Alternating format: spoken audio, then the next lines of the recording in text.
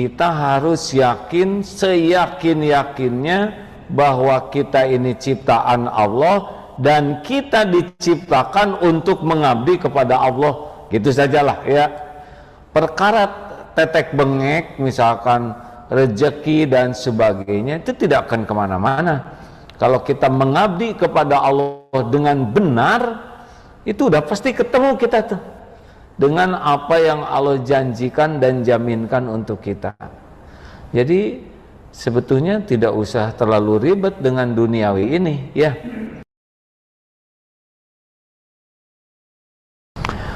Sahabat-sahabat sekalian, alhamdulillah,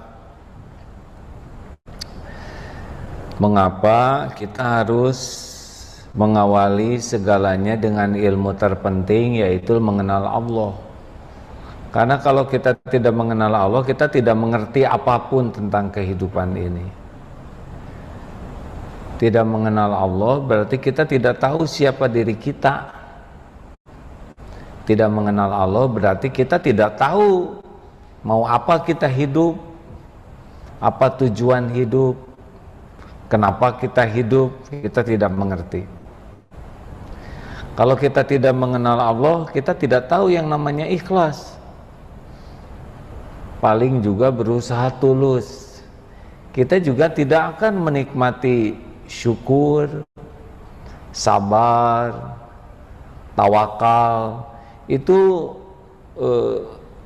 hanya bisa dinikmati oleh orang-orang yang yakin ke Allah. Sholat khusyuk juga tidak bisa kalau tidak mengenal Allah. Paling khusyuknya kebacaan saja. Bahagia tidak akan bisa sepenuhnya tanpa mengenal Allah. Tidak ada kebahagiaan hakiki, paling bahagia yang ya kulitnya saja. Maka belajar Islam, belajar fikih itu sangat penting. Tetapi kalau tidak didasari dengan ilmu tauhid, ilmu mengenal Allah, sangat besar kemungkinan akan jadi sumber pertentangan saja terus, sumber pertengkaran. Jadi karena tidak tumbuh keikhlasan dan tidak tumbuh rahmatan lil alamin. Jadi jangan heran kalau ada yang belajar agama Islam hanya fokus kepada ilmu fikih tetapi kepada ilmu akidahnya kurang, maka kurang keindahan Islamnya. Kecenderungannya bertengkar, saling adu argumen, saling menyakiti dan sangat menyedihkan. Tetapi belajar ilmu akidah tanpa belajar fikih ya tidak bisa. Karena ini sudah satu paket. Innallaha la yanzuru ila suwarikum wa amwalikum walakin yanzuru ila qulubikum wa a'malikum. Sesungguhnya Allah tidak melihat rupa dan hartamu, tapi Allah melihat hati dan amalmu. Nah, hadirin sekalian, di dalam Al-Quran Allah memperkenalkan dirinya di banyak tempat. Ayat yang paling spesial, ayat kursi tentang Allah. Surat yang paling utama Al-Fatihah juga tentang Allah. Sepertiga Al-Quran, Al-Ikhlas, itu pun tentang Allah. Nah, kali ini kemarin kita baca surat Al-Hadid ayat 4 ya, itu tentang Asmaul Husna, dan sekarang surat Al-Hasyr ayat 23. Insya Allah kalau ada umur malam Jumat depan ayat 24-nya. Biasanya kita satu persatu Asma Allah, tapi kali ini kita akan baca agar pada waktu kita membaca Al-Quran, khususnya surat ini, kita memahaminya. Agar pada waktu kita sholat membaca surat ini, kita memahaminya.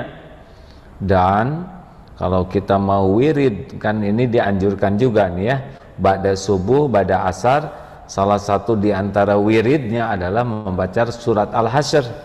Ini pun akan kita nikmati kalau kita memahaminya. A'udzubillahi minasyaitonirrajim. Huwallahu alladzi la ilaha illahu al-malikul quddusus salamul mu'minul muhaiminul azizul jabbarul mutakabbir subhanallahi amma yusyrikun.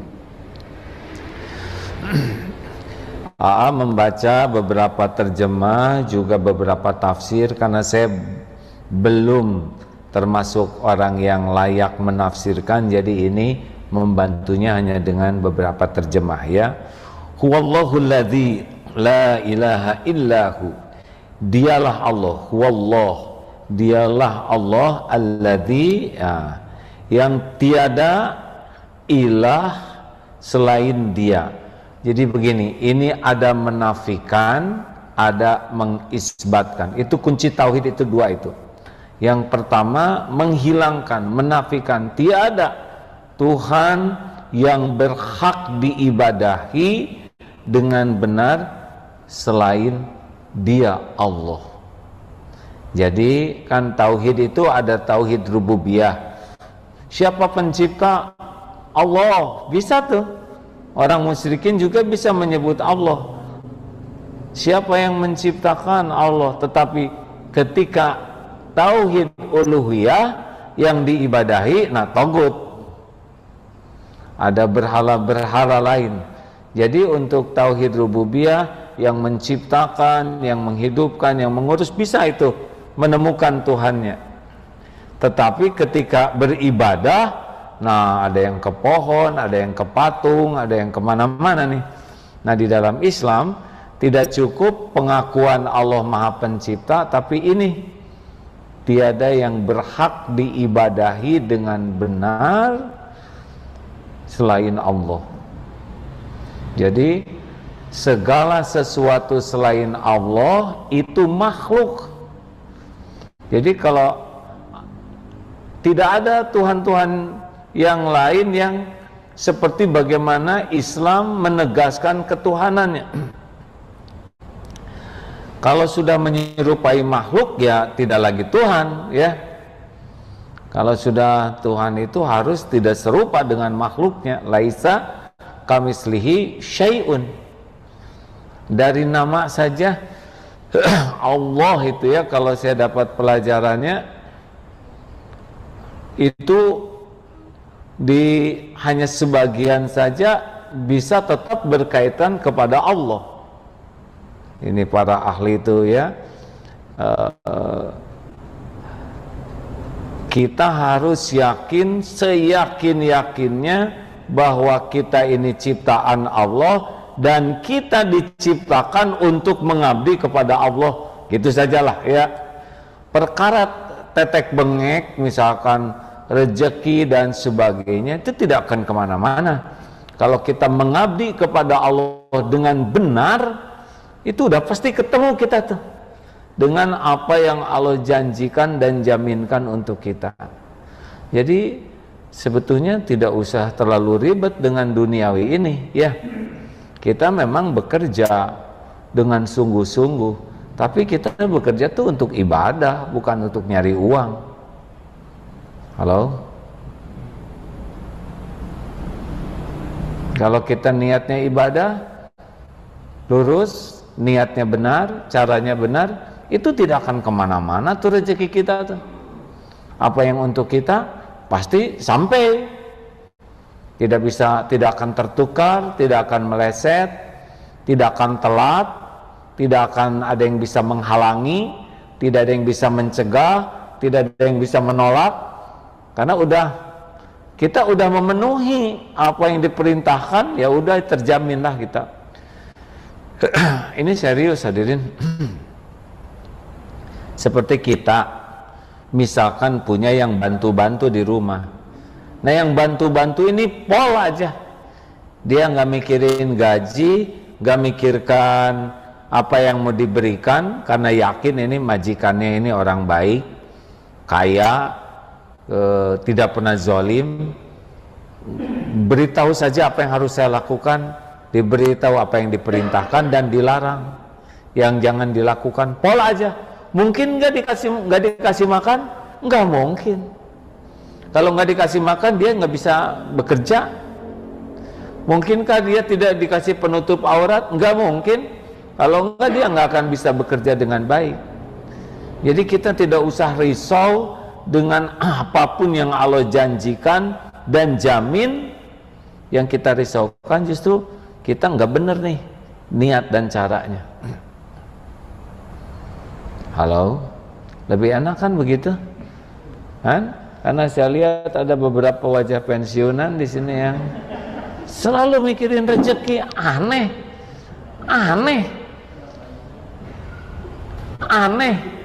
Hadirin, kalau berapa umurnya para pensiunan teh?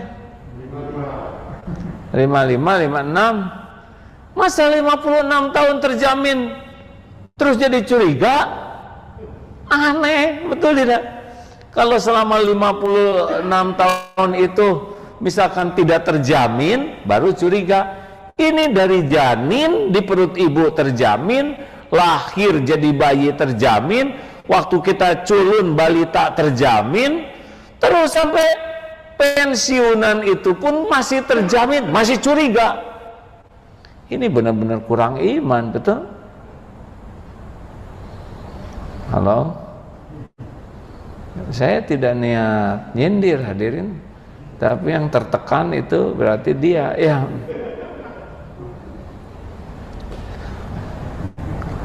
Alhamdulillah umur saya sedikit lagi 60 tahun kalau hitungan Masehi ini.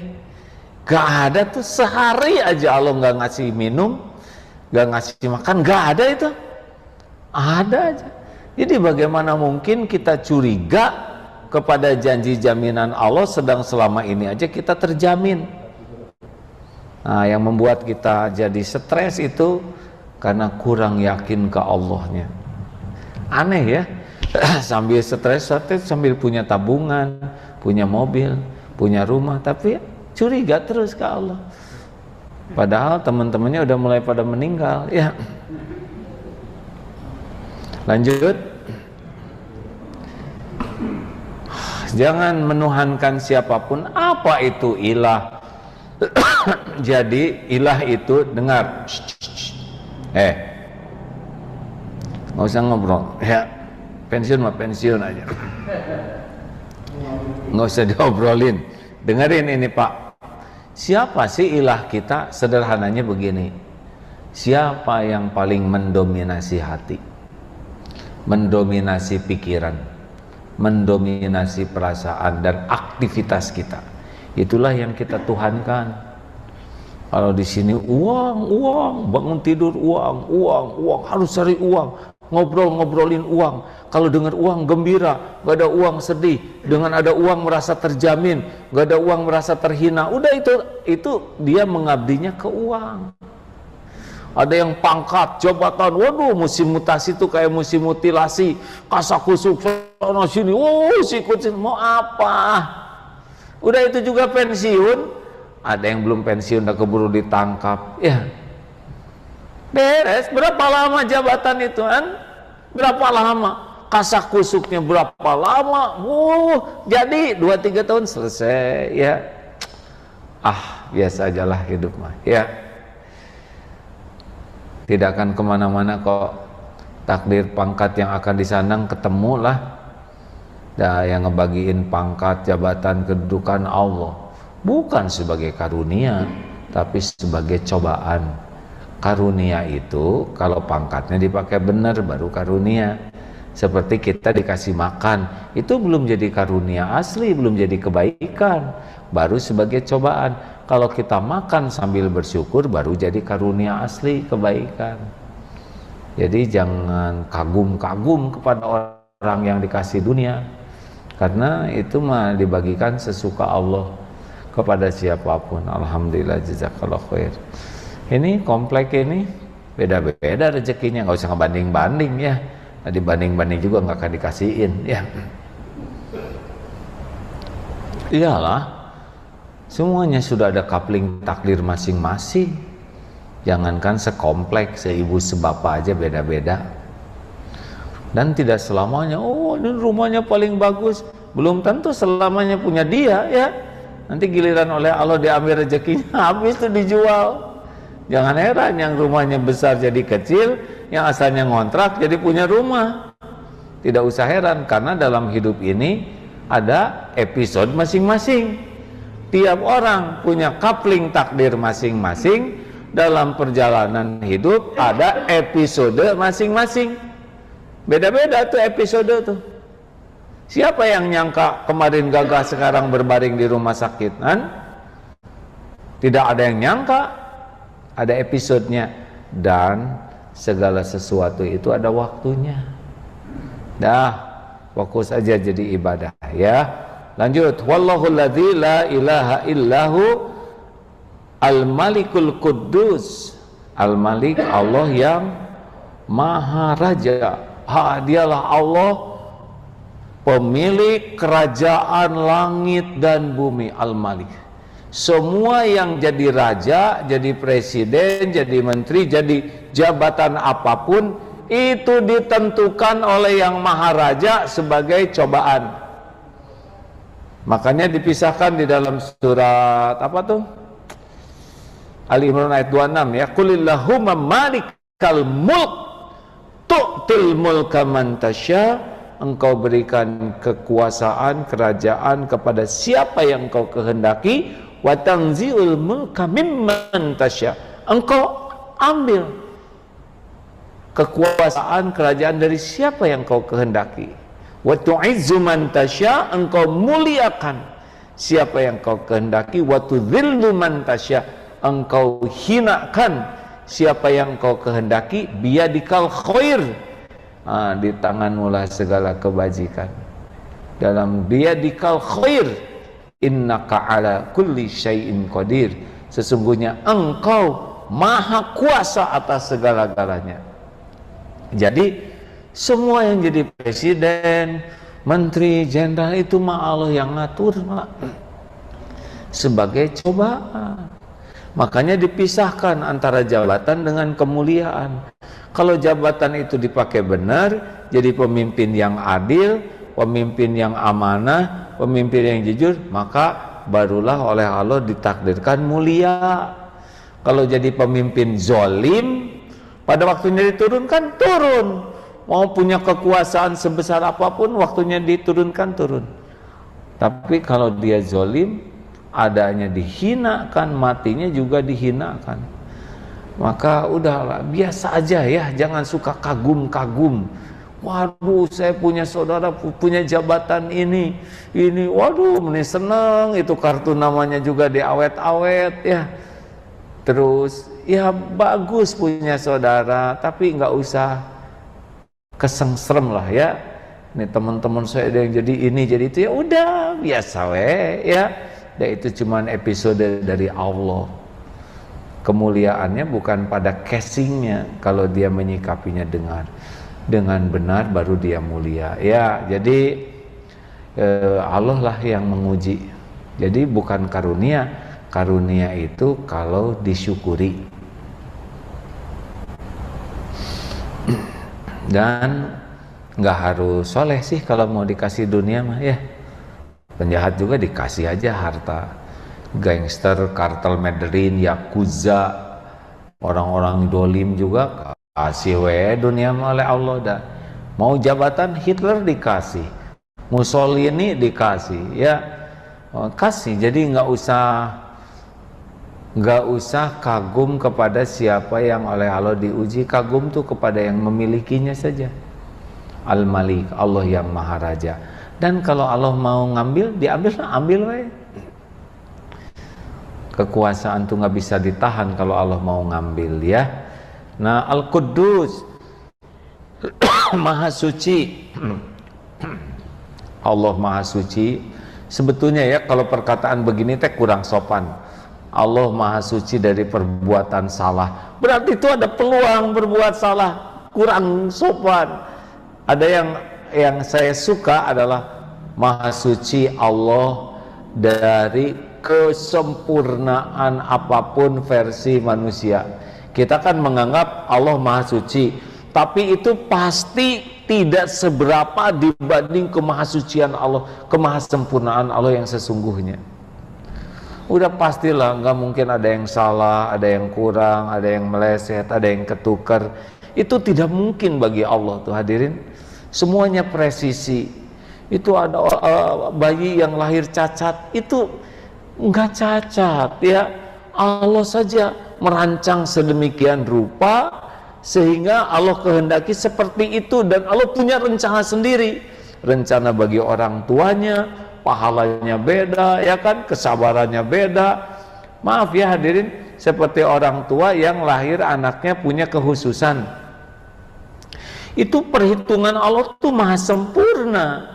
Beda dengan yang lahir biasa-biasa, karena anaknya dirawatnya mengeluarkan tenaga, biaya, waktu, pikiran, belum lagi rewelnya ya. Ini hitungannya tuh sempurna. Sangat boleh jadi itu anak yang menjadi jalan orang tuanya bisa jadi selamat, mulia di akhirat, karena perhitungan Allah maha sempurna. Mungkin orang melihatnya, wih anaknya begitu ya, punya kekurangan, padahal itu yang dalam perencanaan Allah tuh sangat menyelamatkan orang tuanya. Halo. Ya ini Endut dengan Isoh, kakak beradik lumpuh. Pertama meninggal ibunya. Tidak sesudah itu bapaknya meninggal. Ini dua-duanya 40 tahunan nih nggak bisa bangun. Tetap tuh rezekinya ada. Tetap berteduh. Ya seharusnya melihat kebesaran Allah dari semua ini. Nah begitulah hadirin, ketika Nabi Yunus dimasukkan ke dalam laut sehingga 3 kegelapan, gelapnya malam, kemudian masuk ke dalam gelapnya lautan dan dimakan oleh ikan besar, masuk dalam gelapnya perut ikan. Coba apa doanya? La ilaha illa anta, tauhid nih ya. Subhanaka, maha suci engkau. Artinya udahlah, mau digimanain juga pasti sempurna lah perbuatan Allah. Walaupun itu udah di laut, udah malam, udah di perut ikan, tetap saja husnuzon. Tidak ada perbuatan Allah yang salah, yang kurang, yang meleset, yang tertukar. Sempurna semuanya. Walaupun kita dalam sangat sulit, tidak ada suudzon kepada Allah. Ini ketauhidan hadirin. Berbaik sangka terus kepada Allahnya, husnuzon. Dan Allah subhanahu wa ta'ala, ana inda dzanni abdi bi, aku sesuai dengan prasangka hambaku. Ayo, dalam perkovidan begini husnuzon terus. Pasti ada rahasia Allah di balik COVID. Tapi sekarang ada virus Delta. Ya, Delta plus katanya sekarang. Dan diomongin juga pusing sendiri. Mending dizikirin saja ya. Karena virusnya juga bertasbih terus kepada Allah. Al-Qudusus salamul mu'minul assalam. Assalam itu yang maha sejahtera, mukminun yang maha memberikan keamanan. Allahumma antas salam wa minkas salam. Pokoknya kesejahteraan lahir batin itu hanya datang dari Allah. Jadi kalau kita, dan tidak identik dengan banyak uang hadirin. Banyak uang belum tentu akan menjadi jalan keselamatan, kesejahteraan. Aslinya sih kalau makin banyak barang tuh makin banyak urusan. Dan makin mahal barang itu makin berat cobaannya. Makin ingin pamer, ya, makin ingin dipuji orang, makin takut rusak, takut jelek, takut ada saingan, takut dilaporkan ke KPK, capek. Dan ya masih ingat cerita dulu yang punya rumah di Perumnas. Ini pensiunan, udah pensiunan lagi, maaf ya, karena biasanya wajah yang di depan ini menginspirasi. Kata suaminya, Bu, maaf ya, saya tidak bisa memberikan tempat tinggal yang bagus seperti tetangga. Tetangga rumahnya bagus-bagus semua, cuma rumah kita yang original, asli itu Perumnas ya, tipe 36 yang tidak ada tambahan apapun. Kata istrinya, alhamdulillah Pak, nikmat mana lagi yang mau didustakan? Orang mah kebanyakan gak punya rumah, ngontrak, ada yang di tempat tenda, di pengungsian. Kita alhamdulillah. Iya, tapi Bu, rumahnya sederhana. Alhamdulillah Pak, ini teh yang terbaik dari Allah. Belum tentu hati kita selamat kalau kita diberi yang bagus. Dengan sederhana ini susah sombongnya. Apa yang mau disombongin?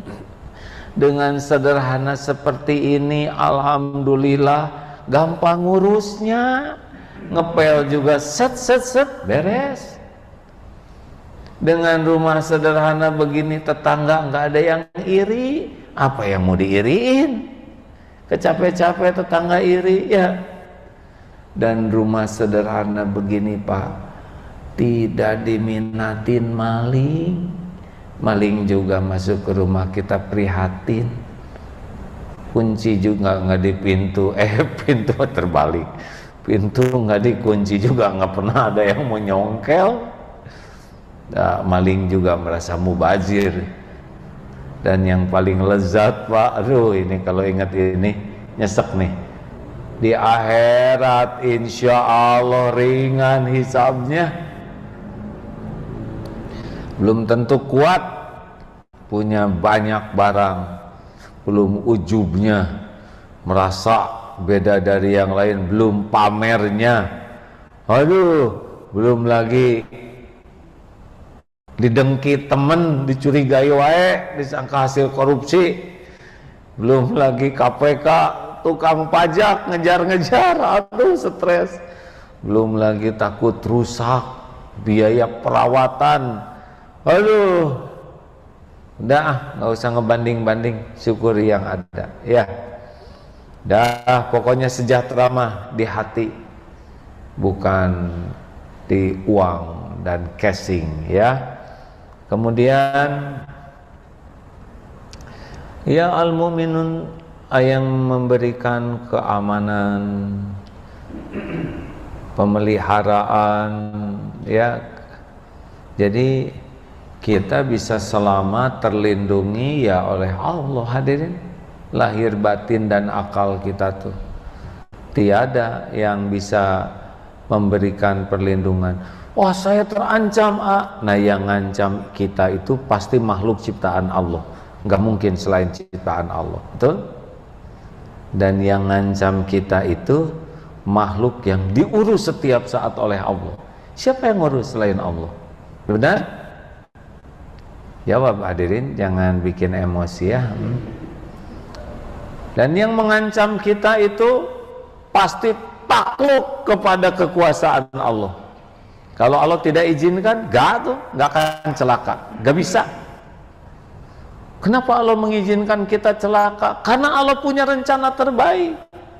Yang boleh jadi menurut kita celaka, tapi Allah memberikan jalan jadi syahid masuk surga tanpa hisab. Atau kita dilukai seseorang, justru itu yang menjadi penggugur dosa kita.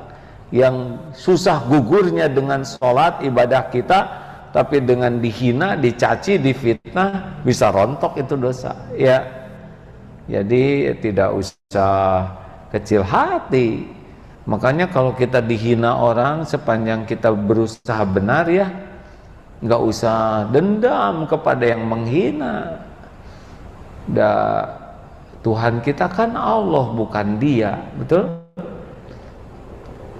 Jadi Tuhan kita tuh Allah, bukan orang yang memfitnah, bukan orang yang menghina.